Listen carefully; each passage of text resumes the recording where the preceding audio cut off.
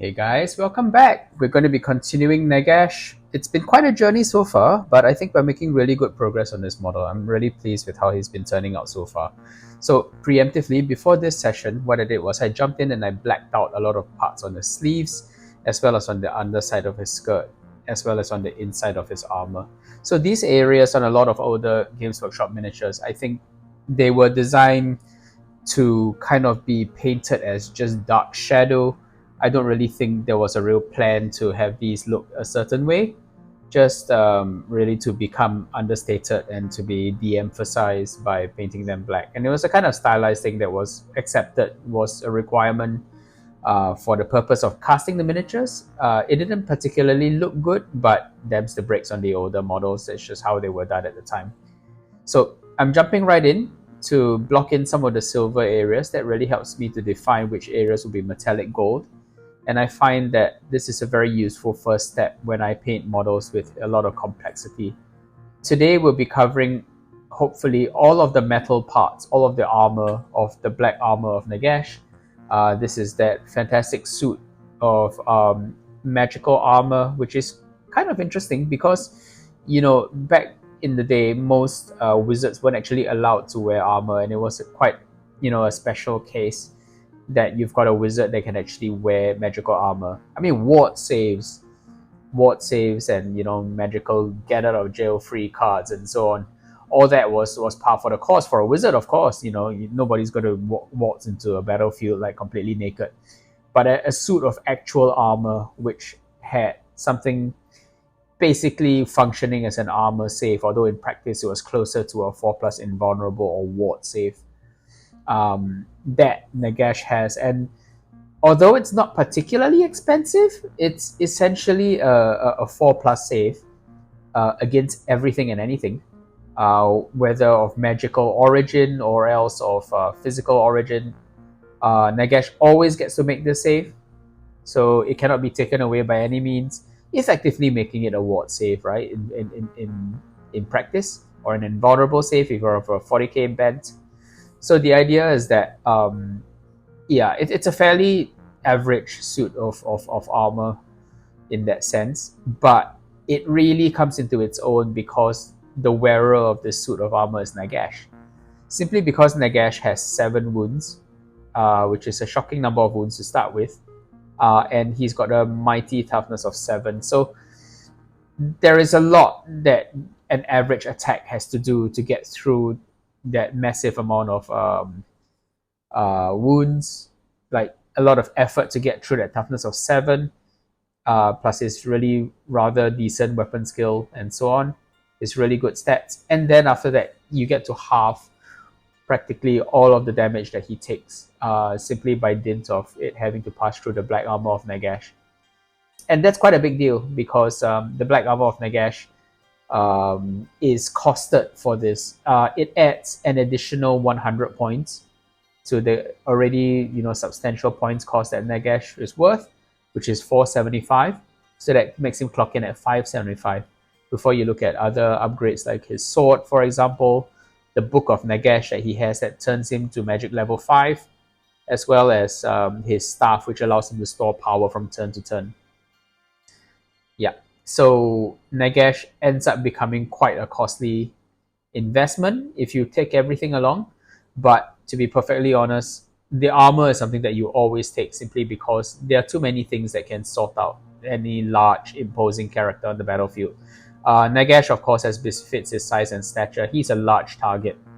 And being a large target on a Warhammer battlefield where, there are cannons and bolt throwers and other kinds of like devastating artillery that do multiple wounds, not so good when you're the only target of that size on a battlefield. Very little else in the army was actually a large target and therefore worthy of singling out. And if you're going to be blowing, like 700 points on Nagash to start with, it's really unlikely that you're going to be spending a lot of points on a character of similar size. In fact, I think at this point, the only other large target that you can get in the army is a zombie dragon, right? Unless you're looking at things like bound monsters and such like. But yeah, within the confines of the standard 4th edition Undead Army book, the only thing that you could really get was... Oh wait, that's not true. You could get a Manticore as well. So a giant, no, not a giant, a dragon, a manticore, or similar large creature. But at that point, you spend so many points in characters that it doesn't really work out properly anymore. Either that or you're playing an absolutely massive game, in which case you have banks and banks of artillery lobbing painful objects at your poor undead lord. Not a good place to be. So you almost always bought the black armor of Nagash, simply because being a large target made him particularly vulnerable to many things. Rather entertainingly, though, and this is one of my favorite examples of a rule that makes no sense in practice but is included for gameplay purposes. Were Nagash to join a unit, and he can join a unit, right? Because he is a character. There is nothing in the rules about monstrous characters that means that they have to operate on their own. He can join a gigantic horde of zombies. And he has, as a character, he benefits from Lookout Sir still. The Lookout Sir rule still means that a single particularly motivated zombie, upon sighting a cannon firing at a distance and his great lord getting hit by a cannonball, a particularly motivated zombie can still interpose himself between his vaunted lord and said projectile, trading his life heroically for that of his lord. I mean, it's why wouldn't you do it, right? Like, this is the kind of thing that, that zombie or skeleton, as the case may be, is employee of the month many times over, right? At that point, because he's basically just saved you 1 billion points. Doesn't matter if he gets completely obliterated. He costed only 4 points anyway, or 5 points if it was a skeleton. Perfect. Truly the stuff of legends. So yeah, that was a particularly bizarre interaction that you could get. Other weird things that could happen is if Nagash got into combat, for example, with a giant, it's very likely that the giant would unleash a headbutt that might daze Nagash. Because Nagash is a large target, and therefore he takes, or rather, damage is worked out against him using the large target rules. That means, yeah, a giant can headbutt and basically knock the wind out of Nagash for a while. Cue all your Saturday morning cartoon Hanna-Barbera birds flying around the head, sort of action. It's hilarious. Such are the things that could happen in your average game of Warhammer. And that's why we love it, because it's so bizarre and it's so uncanny for these things to happen. Yet, stranger things have happened on the Warhammer battlefield, and this is just a small taste of what could happen. So yeah, Nagash with his suit of armor becomes quite an imposing target because, yeah, essentially doubling his wounds, right? So now, effectively, he has 14 wounds, and that is a shocking amount of effort to want to deal with. So if you're an army that doesn't pack a lot of cannons and artillery and such, if you're not dwarves or empire, basically, you really have to start to make a decision about whether you even want to kill this guy, whether it's really worth the effort. If you're just going to be firing, magic missiles willy-nilly, maybe trying to peg him with the occasional fireball, which is a terrible idea, considering how many times you need to wound this guy to start dealing proper damage. To put things in context, he's as tough as a chariot or a war machine at this stage. He's as tough as a stone thrower or a section of castle walls, in fact. So wounding the guy is a challenge, and then of course you've got the 4+ save that makes it really bedevils the process of guaranteeing wounds on this guy, because you could just very easily throw a ton of abuse at this chap only for him to shrug it off as if nothing happens. It's just a series of good 4+ rolls, and that's no fun. Added to that, the only cannons that really did d6 wounds were the Empire ones. The Dwarf ones at this stage still didn't have a rune that could increase the damage to d6. So there was very little that Dwarves could do to ping wounds of this giant chap, which kind of made Nagash a really good choice against Dwarves, to be specific. Well, that plus the fact that he had a tendency to run away with the game when he started storing lots and lots of power cards, in his staff. So he really was quite a vicious prospect for Dwarves to deal with, unless Dwarves went very heavy on anti-magic, in which case they would have a lot of characters with kind of middling combat potential. That was always a trade-off for dwarves, because dwarves either went with fighting characters who were extremely proficient in close combat, decked up to the nines with runes, or else they usually went into things like runesmiths. But runesmiths were not the best fighters in the world, because they tended to have stats that were closer to magic users, which were not quite as impressive, usually a lower weapon skill and so on. And oftentimes, the loss of a character like that would make spellcasters' life like so much easier across the board. There will be that much fewer dispels like being slung at him. And yeah, you can't really have that happen, because that would turn a battle that was already a bit of an uphill struggle into something of a rout. Unless you got really lucky and you got rid of Nagash. Up until that point, that zombie decides that his time is now, and his time has come to save his lord, to prove his loyalty to the undead army, and really take one for the team. Great stuff, stirring stuff, the stuff of which Warhammer games are made of. So yeah, okay. So his armor doesn't actually cover all of his body. So what I'm doing is I've been this whole time I've been yapping. I've basically been blocking in his armor in silver. Vallejo Model Air Silver is my silver of choice, of course. And I think I've just about covered all the bits that I want, including the recesses of his armor, which I will darken as much as I can using Nuln Oil to make it as close to black as possible. I don't want to make his armor black simply because I think large areas of black really kind of take the wind out of the color scheme sails, and that's not ideal. But at the same time, I kind of do want to make sure that his armor reads as fairly dark. So, well, it's going to be a bit of a trade-off, really.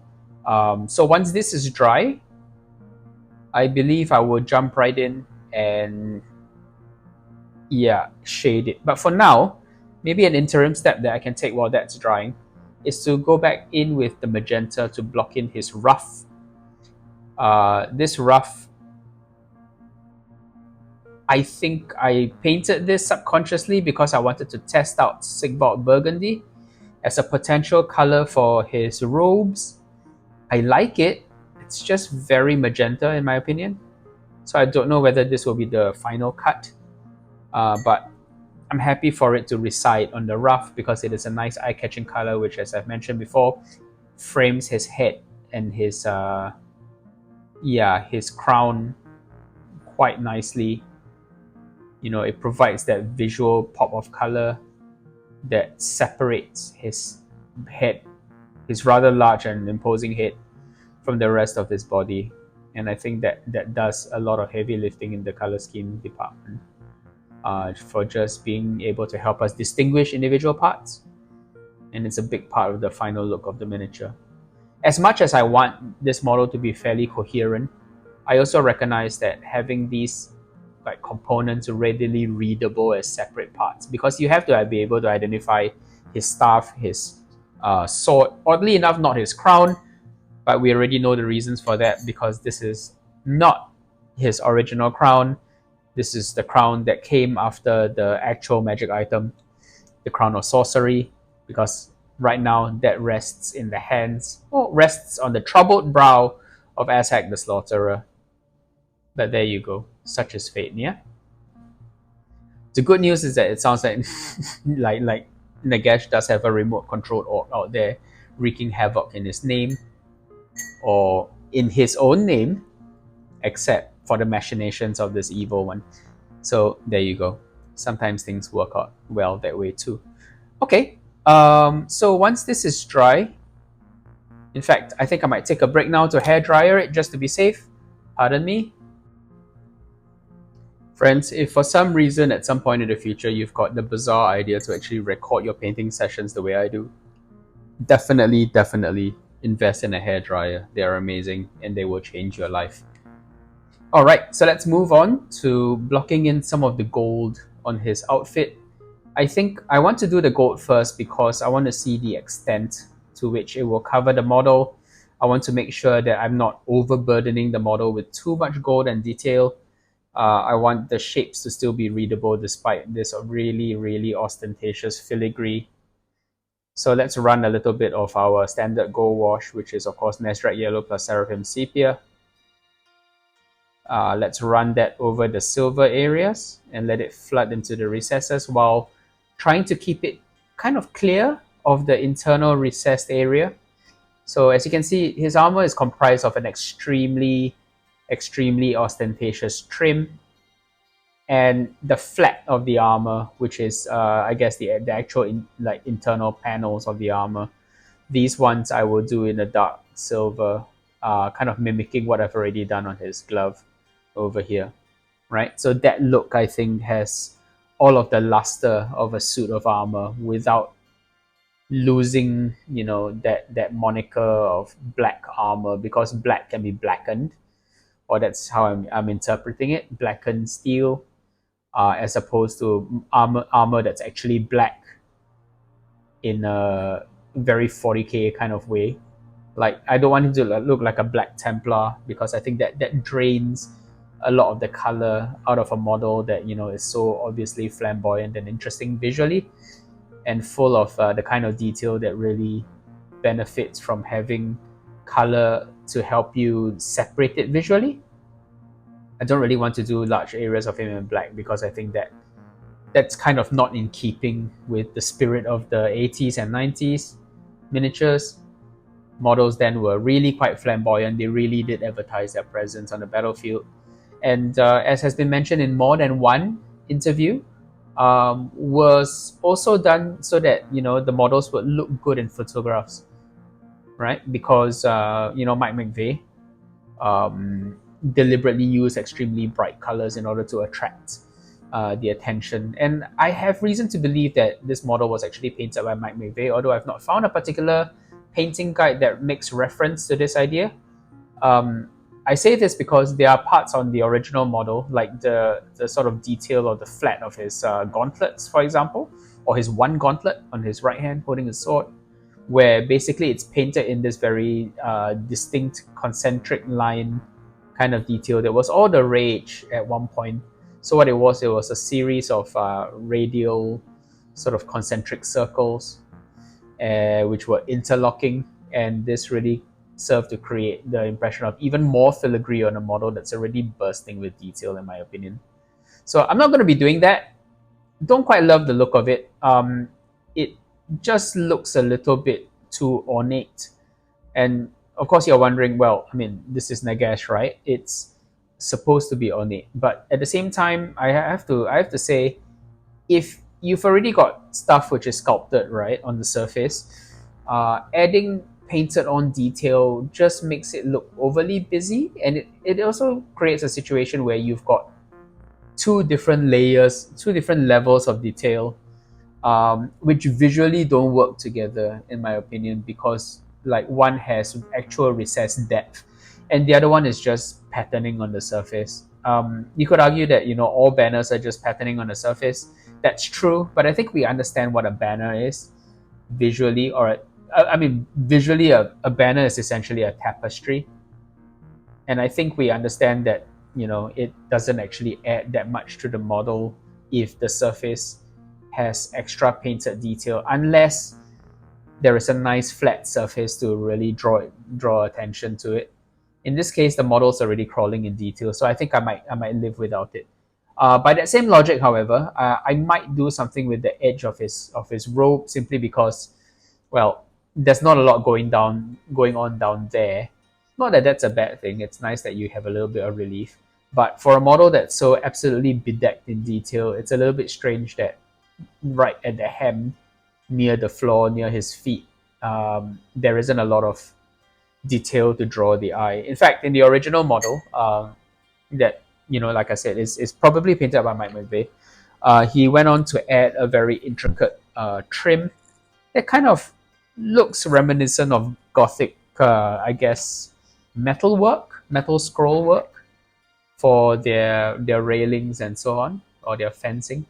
So that kind of looked really good, and I kind of want to emulate that on some level, although maybe not quite as busy as the original, which actually featured multiple colors and multiple intertwining designs. There was a lot going on, but this model had a lot to prove at the time. He kind of reminds me of the Green Knight, right, which was the other model And bizarrely, the Green Knight is still the same Green Knight, sculpted by Alan Perry.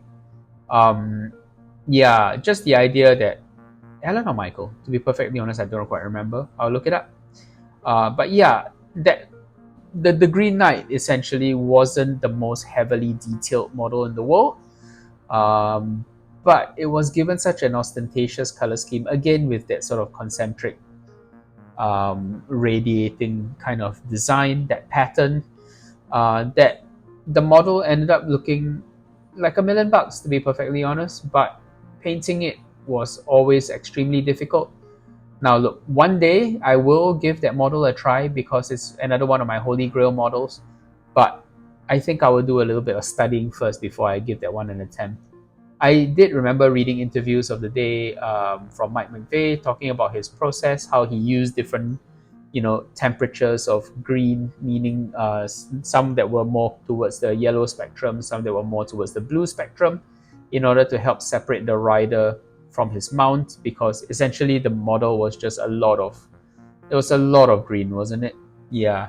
So that's fine. That sounds like an interesting project, but it sounds like something that I would need to prepare for mentally at least, if not physically as well, with lots of finger exercises and a really, really fine brush and not too much coffee, frankly.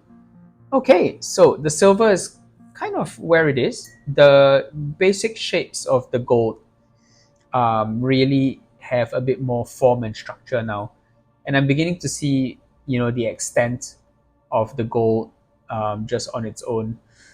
He's also got gold on his chest plate, which is this stuff here. To be honest, I haven't done it yet because I'm not sure if I like the look of this in gold. But clearly, I'm going to give it a try anyway. And if it turns out that that's not the right color to use, then I will switch to another color. But yeah, this detail over here.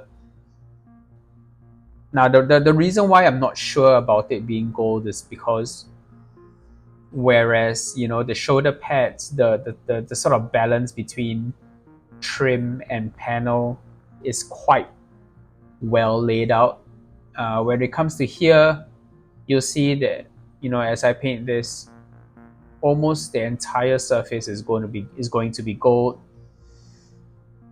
Can't say I necessarily love that, but at the same time, it's a bit of a shame to not do this detail up to the same level of filigree as the rest of the model. So I might just go right ahead and do it gold anyway.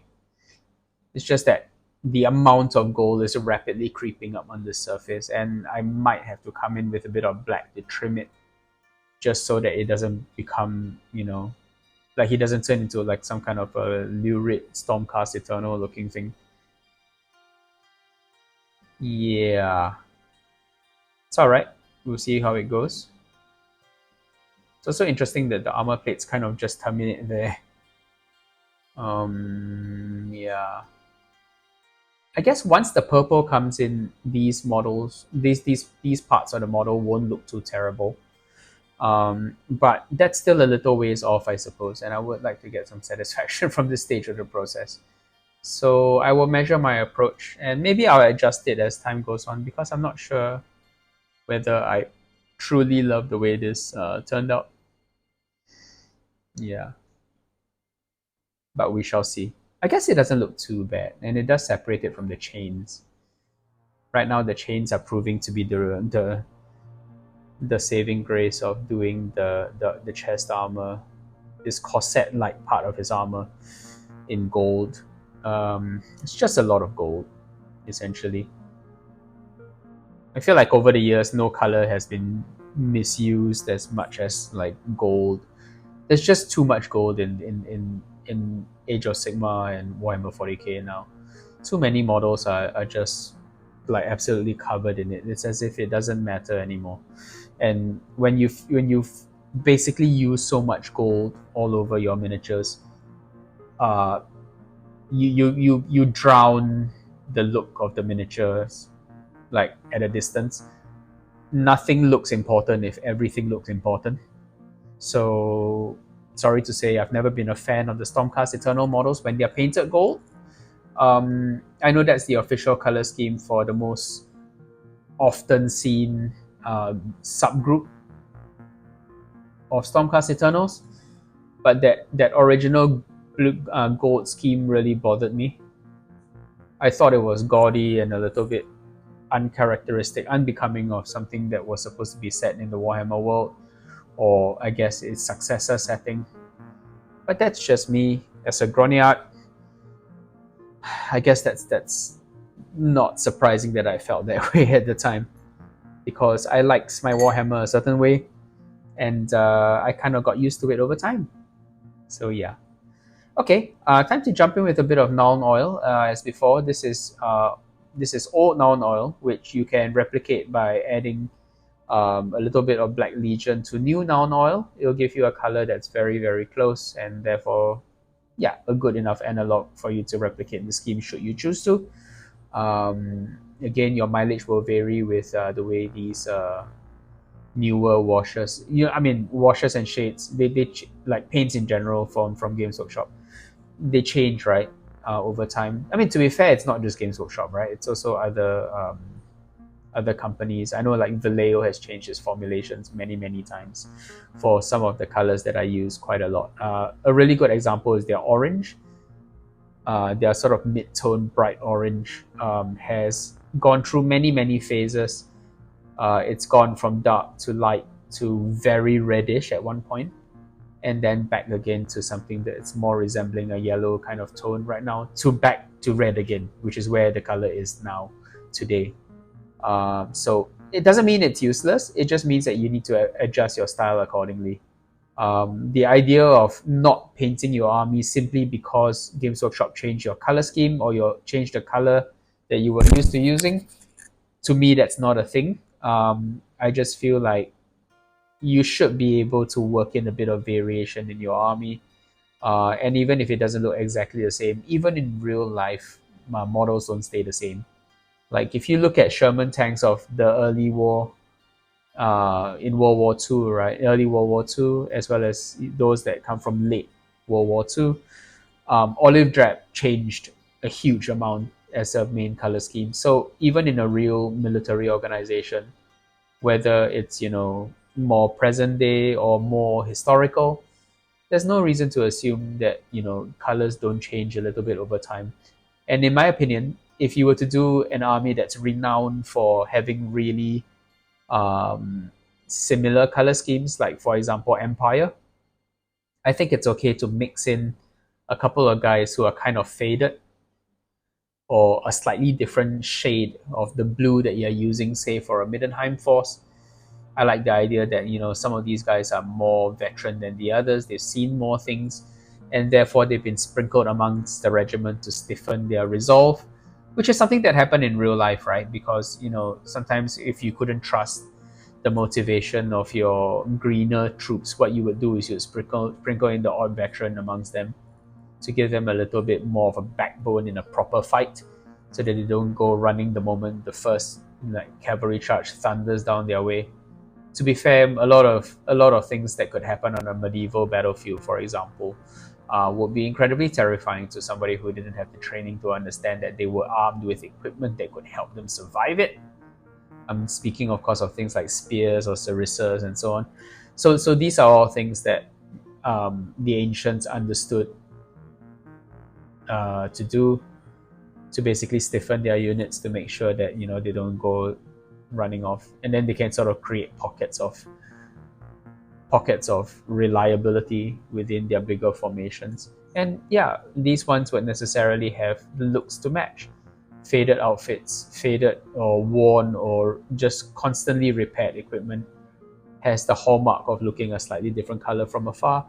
And so long as you mix them in, scatter them in where they are appropriate in the fighting rank, in the back ranks, you have something that looks visually quite interesting and very worthwhile pursuing. So yeah, worrying about colors changing over time, I don't think that matters too much. Yeah, I guess my logic was always, in a large enough army, it's going to happen. Variation is going to happen. Of course, if you're going to have 4 guys, 1 or 2 models with slightly different colors will be very obvious. But by the time you're reaching big battalions of upwards of 40 models, do you care? I think it's okay. Nobody's going to notice if Night Goblin number 51 has a slightly different colored jerkin from the rest of his guys. Maybe his is a little bit more grey and worn and faded because, well, he ripped it off in the back of another Night Goblin who owed him money moments before the battle and drug it through the mud, picking up a whole lot of cave dust. I don't know.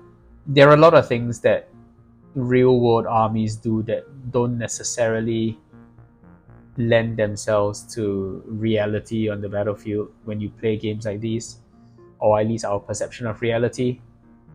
To be fair, a lot of things about miniatures are that one of the things about miniatures is that you have to paint them to look good, right? You have to paint them to look well painted.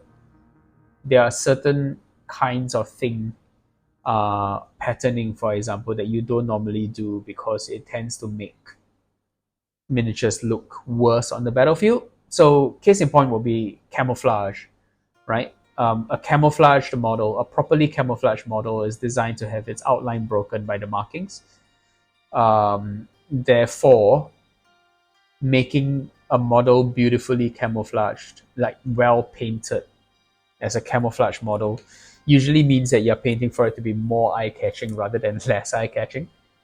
I mean, it's a bit of a sad thing to paint, for example, an impressive looking Imperial Guard tank in camouflage that was so effective that it kind of vanished into terrain on the battlefield. That kind of misses the point. In fact, what you get with a lot of Imperial Guard color schemes are really garish camouflage, which is designed to look good, to be attractive to the eye, and therefore eye-catching, and therefore defeating the purpose of being camouflaged. And that's fine, right? That's perfectly okay, so long as you like the final look of it. I don't think it matters too much because, hey, it's your army after all, and you get to pick the way it looks. And if they've decided to have red, black, and orange like camo patterning, then they've decided to have red, black, and orange camo patterning. It's your army, and an army like that will look absolutely stunning on the tabletop. If it doesn't work in real life, then big deal. Nobody cares. So yeah, where was I going with this gigantic digression? Yeah, I think I was just filling in the time because I think the process of painting Nuln Oil on this much flat armor plates is just a little bit mind numbing. So my brain desired a distraction while I did it. But that's how it is. To be honest, that's one of the reasons why this painting project, Nagash, is split into so many parts, because if I were to do this all in one session, and let's be fair, I probably could do this all in one session if I motivated myself. I think the challenge would be that there would be long periods of tedium, right? Like just what I'm doing right now is the most mind-melting kind of filling in like silver areas with black wash to ensure that it stands out nicely against an adjacent color. Like this kind of painting is what you do. What you do is you put on a video or you listen to music or something. You get in the zone and then you get it done in one session or two. I mean, there's no real reason to strain your eyes, I suppose, if you're not in a rush. But yeah, getting through these sessions, these parts of it, can be a really big boost for your motivation once you get them done. So sometimes, when there's a part on your model that you really aren't looking forward to, maybe the way to beat it is to actually get it done first. Like I know a lot of people who start with doing their Chaos Space Marines trim, which is just one famously unpleasant part of their miniatures to do. Because the trim is often, I mean, to be honest, most Chaos Space Marines today use too much trim, and the models look a little bit indistinct from afar because there's just so much detail crawling on the surface that if you were to pick it all out well, the model just looks really lost in the details, and that's a bit of a shame. But it comes with the expectation of producing ever more detailed and fine quality models over time, right? And I don't think that's something that you can walk back on. In fact, this is one of the reasons why I feel, I mean, one of the side reasons, it's clearly not the main reason, but one of the side reasons why miniatures have been scale, creeping up in scale over time, simply because if the model is too small, there's not going to be a lot of stuff that you can put on the model while still keeping it paintable for the average painter. There's kind of no point in making an insanely intricate miniature if only the very best painters are able to get quality out of it. That's a bit defeating the purpose. To a certain extent, anyone should be able to pick it up and do a decent job at it without spending an inordinate excuse me an inordinate amount of time on it. Yeah. Anyway, okay, so Nagash's armor has been blocked into a decent first step, and I think this model really is in need of another hairdryer attack. So yeah, I think what I'll do is I'll go in and add some gold to that book first. That book, that +1 magic level book, which makes him the equal of Teclis, makes him the equal of Slan Mage Priests of the second generation. Yeah, basically the pinnacle of magic using, above even Lords of Change, which I always found a bit strange. I never understood why Lords of Change were only magic level 4 instead of 5, because being magic level 5 seems to be a thing that belongs to mortals only, for some bizarre reason, whereas the actual embodiment of magic, that tiny piece of Zinch's will bound into a metaphysical form, that greater demon could only cast spells at a slightly lower level. I always found that a bit strange, but I kind of understood why they did it, for balance reasons, I suppose, or else to keep a sense of proportion of just how powerful these named heroes really were. But nevertheless, slightly strange. Okay, so yeah. Now, he's also got this bizarre kind of spike on his leg. It looks like a walking stick. I have no idea what this thing is. I've tried to figure out, for the longest time, what that thing might be, but so far it's completely eluded me. At one point, I thought it was a scabbard, but there's no way a scabbard of this size could fit the glorious honker that is Mortis, right? There's no way Mortis could fit into this ridiculous thing. And to further confuse the matter, if you look at the top of this object, which I will show you in a second, just a minute. Yeah, the top of it, there is a skull here. So that's not an opening for a sword to be put into, right?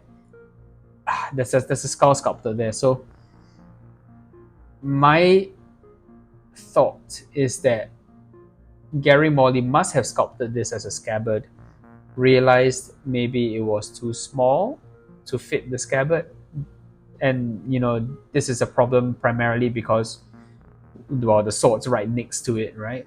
More than likely the sword's going to be glued in place just adjacent to its very, very small scabbard. So maybe he chose to turn it into some kind of a strange magical spike.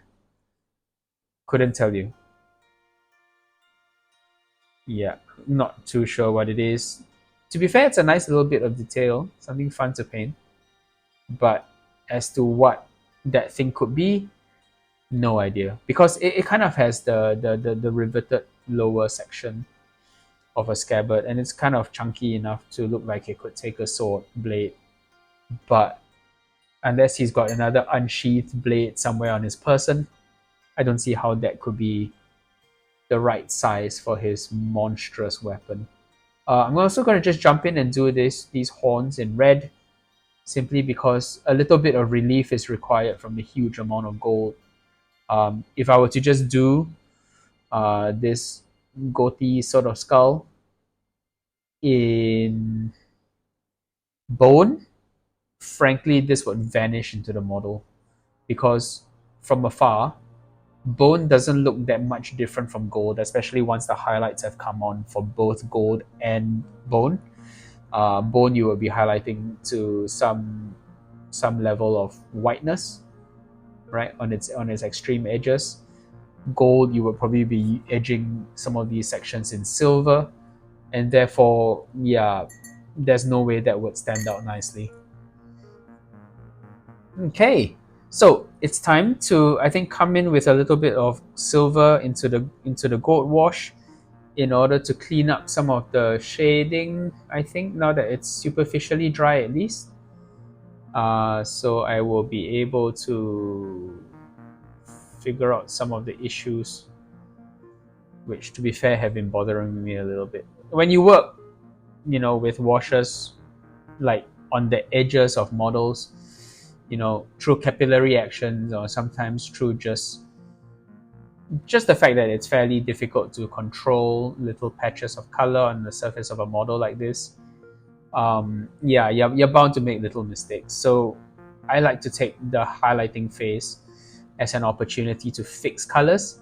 And if I end up putting highlights where they don't warrant appearing on the surface of a model because I'm trying to cover up a mistake, then it's as simple as coming in with a shading wash again, or whatever the original shade color was that brought the color down to that dark level to start with, and then just have that sort of cut into the highlights to make sure that the whole thing reads properly. Because what we're really trying to do is to make a model that has details that read well. I was once asked what the whole idea of miniature painting was about, and to be perfectly honest, I remember reading as a child a White Dwarf magazine where they talked about how the core concept of painting miniatures is to try to make a small object, i.e. a miniature, look like a big object, i.e. a real whatever that thing was supposed to be representing in real life. So for example, a little tank is designed to look it has all the detail of a bigger tank, right? And then the idea of the paint job is to try to sell that illusion by making a small object reflect the same amount of light that a big object would in real life, and thereby making it a lot more realistic. Now, I don't really know whether that's actually accurate or not. I don't really know whether that's how the illusion works, but there's something about the way exaggerating edges, adding, highlights and, darker than what it should be, for a model of this size, shading, um, all of these things actually do help make the model look a lot more realistic in that sense. A little bit more how, I guess, an object of that size would look in real life. So that kind of works, and it's kind of cool.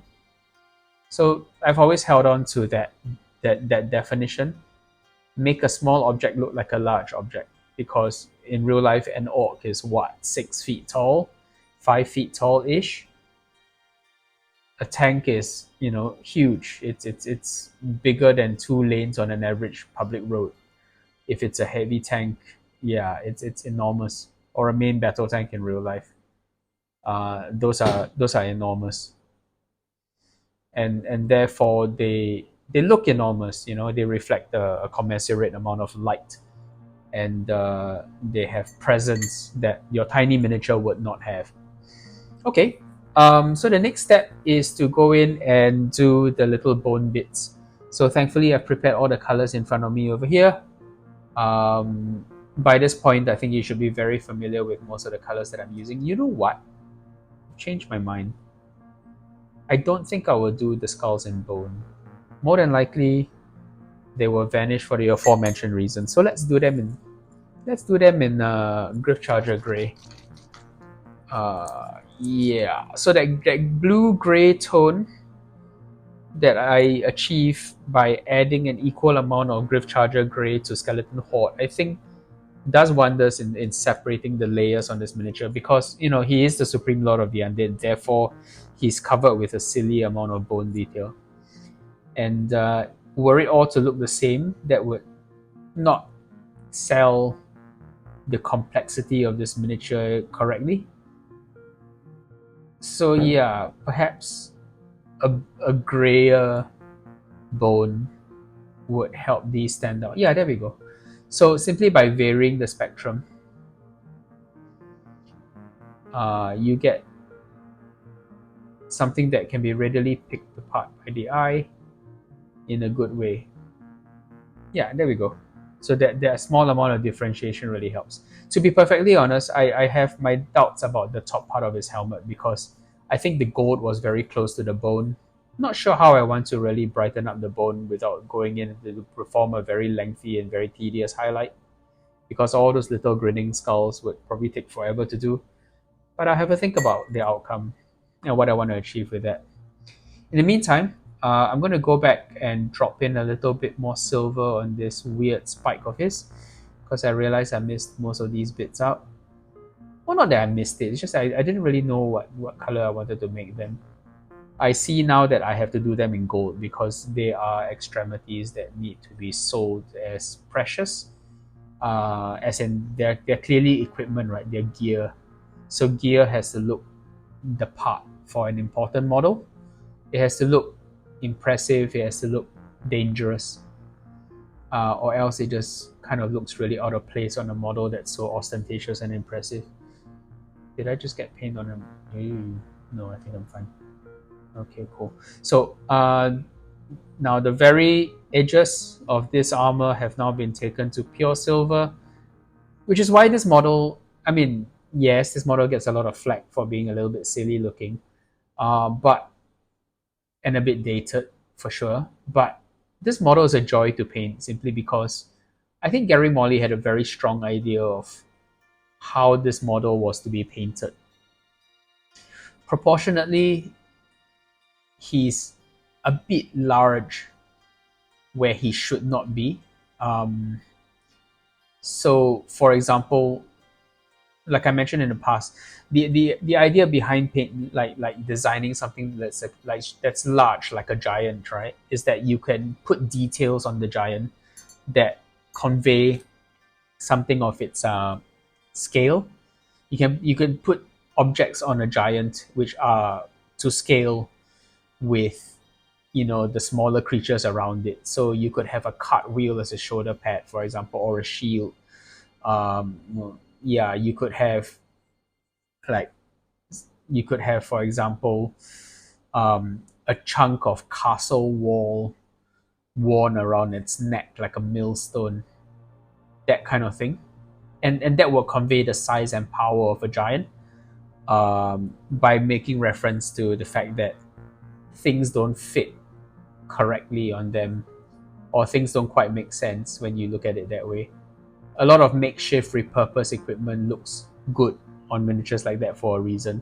Like you only realize how big an orc is when you realize that one of his shoulder pads has an Imperial Guard helmet on it.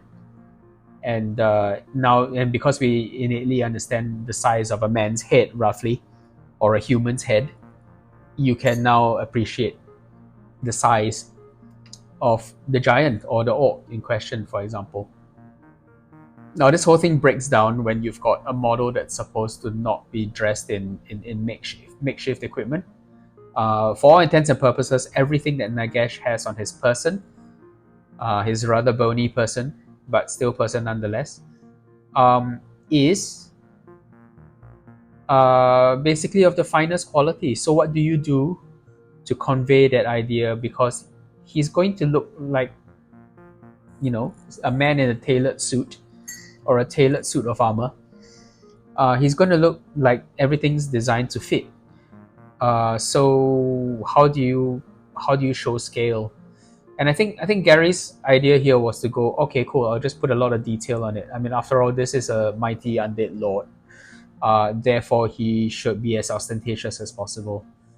And the model just got more and more, must have just gotten more and more. I mean, I'm guessing, obviously, I don't know how any of this actually went down, but I must have I must guess that probably this model just got more and more ostentatious over time, to the point where it got a little bit silly, um, because so much detail was added that the model no longer looked like he was to scale.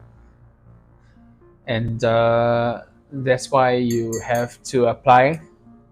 I mean, that's why, this is honestly an extremely difficult subject matter for anyone to sculpt. I don't really care how good you are, but sculpting something like this without the ability to take easy wins by referring to scale, to convey the power or something like this, extremely difficult, and therefore really really challenging subject matter for somebody who, I mean, for basically a miniature that's supposed to convey the value of something like a faction leader for the undead. Effectively, Nagash was the single most expensive character that you could buy, uh, for the undead, in an army that wasn't particularly known for having large troops, although they certainly had them. Um, undead had no ogre-sized units, for example. So no trolls, no dragon ogres, no demons of like 40 millimeter base size, no monstrous cavalry, no monstrous infantry. Undead generally did not have, at the time, access to a large selection of large monsters, even though they did have zombie dragons and manticores. These were relatively rare because they cost a great many points. So a lot of undead armies went down the route of just being, hordes and hordes of little guys, and because that horror trope works really well with the concept of an undead army, right? That unending tide of living dead who are individually not the most dangerous opponents in the world, it must be said, but when in plague proportions, yeah, that's when undead are in their element, and many a better skilled warrior might be dragged down to his death simply by failing to observe the fact that he had become surrounded. So that whole imagery of an undead army worked really well with the idea that you don't have a lot of large imposing creatures, and it's only later on that additional large targets were kind of added into the army as a whole. So Camry later got their bone giants and bone skull chucker catapults got really large later on.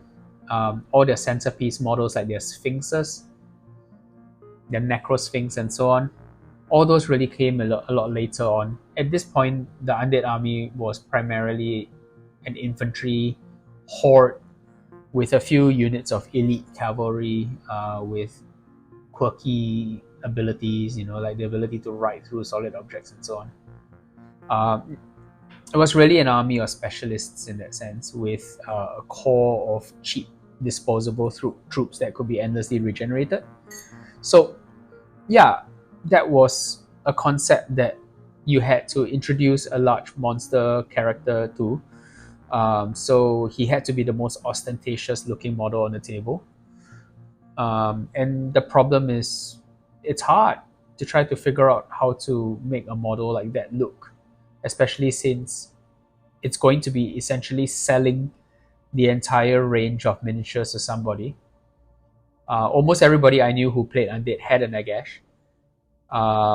Most people didn't paint it because, like I mentioned in the past episode, there was no real non-special character analog for Nagash.